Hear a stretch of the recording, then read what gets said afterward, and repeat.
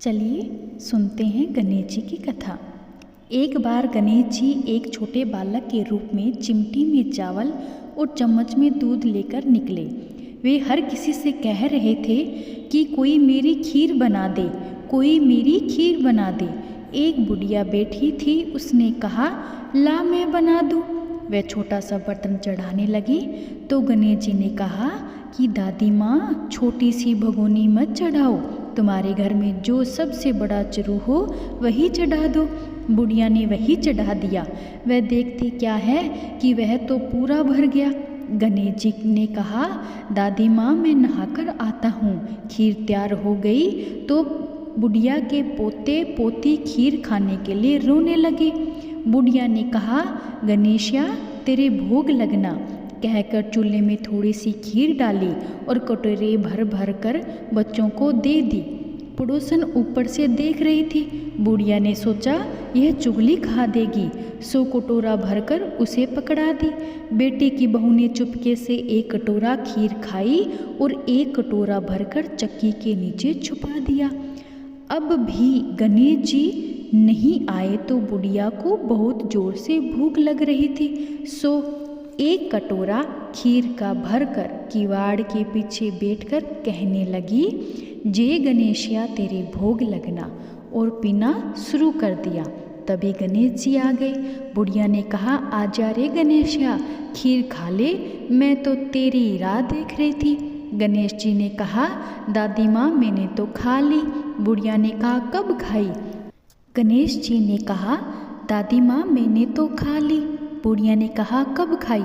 गणेश जी ने कहा, जब तेरे पोते पोती ने खाई तब खाई, जब तेरी पड़ोसन ने खाई तब खाई, जब तेरी बहू ने खाई तब खाई, और जब तूने खाई तो पेट पूरा भर गया। बुढ़िया ने कहा, बेटा, और तो सारी बात सच है, पर बहू बेचारी का तो नाम मत ना लेवे, वो तो सुबह से काम पर लग रही है, उसने खीर खाई ही नहीं।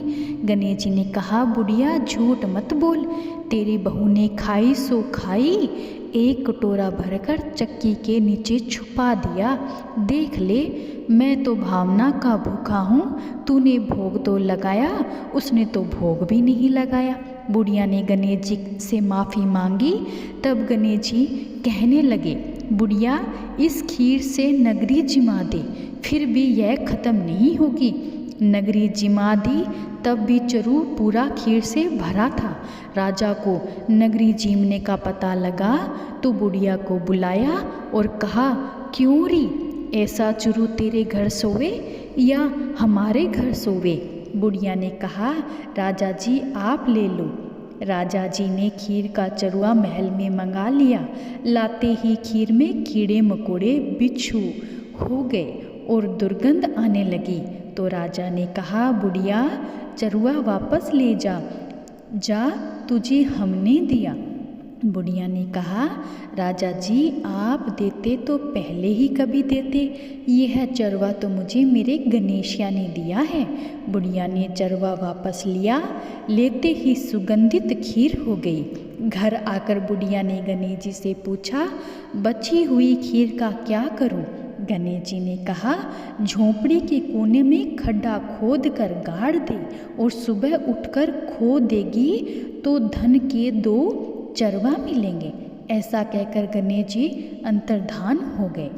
जाते समय झोंपड़े के लात मारते गए तो झोंपड़े के स्थान पर महल हो गया। सुबह बहू ने फावड़ा लेकर पूरे घर को खोद डाला, पर कुछ नहीं मिला। बहू ने कहा, सासू जी, थारो गणेशो तो झूठो है। सास ने कहा, बहू, हमारो गणेशो झूठो तो नहीं है, ला मैं देखूं। वह सुई लेकर खोदने लगी तो टन टन करते 2 धन के करवे निकल आए। बहू ने कहा, सासू जी, थारो गणेशो तो साचो ही है, पर मन मेरो कालो है। सास ने कहा, गणेश जी भावना के भूखे हैं। हे गणेश जी, जैसा तुमने बुढ़िया को दिया वैसा सबको देना। कहानी कहने वाले, हुंकार देने वाले, आसपास के सुनने वाले सबको देना। जय श्री राम। फिर मिलेंगे दोस्तों एक नई कहानी और एक नए किस्से के साथ। तब तक के लिए धन्यवाद। मुस्कुराते रहिए, क्योंकि आपकी मुस्कान न केवल आपको खुश रखती है बल्कि किसी और की ज़िंदगी में भी खुशियों की वजह बन सकती है। अपनी मुस्कान से किसी का दिन खास बना दीजिए। अगली मुलाकात तक अपना ख्याल रखें और खुशियों को बांटते रहिए।